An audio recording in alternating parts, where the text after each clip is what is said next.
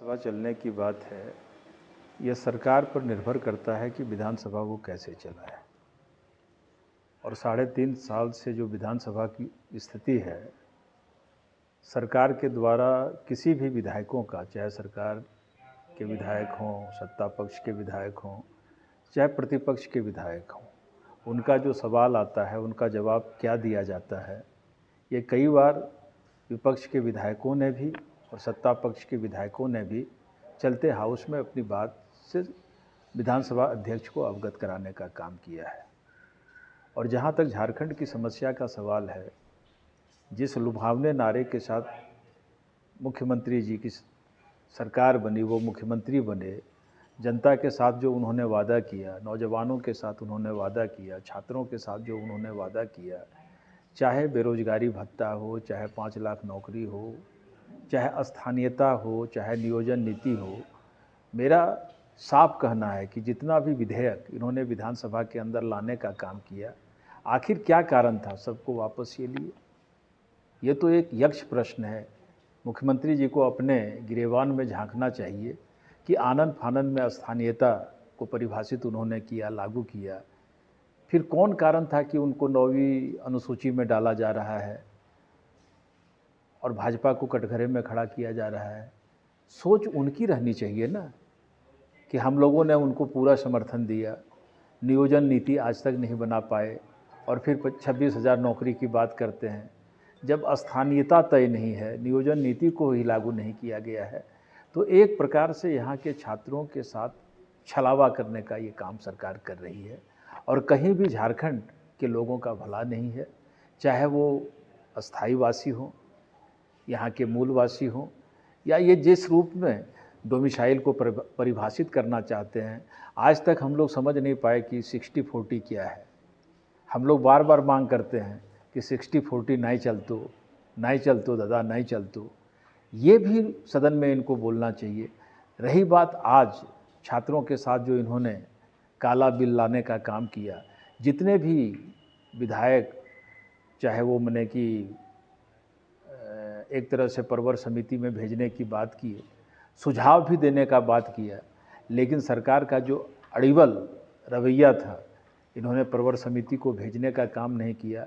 और आज का दिन निश्चित रूप से झारखंड के नौजवानों के लिए, झारखंड के छात्रों के लिए एक काला दिन था और ये सरकार के लिए काला अध्याय लिखा गया।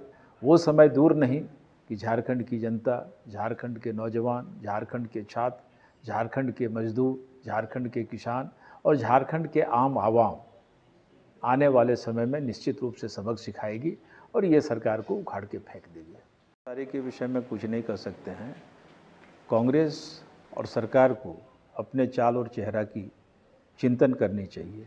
अगर भारतीय जनता पार्टी आदिवासी हितैषी नहीं रहती तो आज द्रौपदी मुर्मू जी इस देश की राष्ट्रपति बनी है। क्या वो आदिवासी नहीं है? और जिस प्रकार कल परसों बाबूलाल जी के विषय में बोले कि आदिवासी इतना कैसे तेज हो सकता है। आदिवासी दुनिया को चला रहा है। आदिवासी इस देश की ऐसी संस्कृति है जिस संस्कृति को लोग अपना रहा है।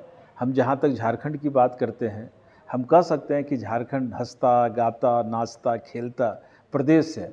तो इसका मतलब क्या है? यहाँ की संस्कृति आदिवासी है, जो अपने आप में एक खुशहाल संस्कृति है।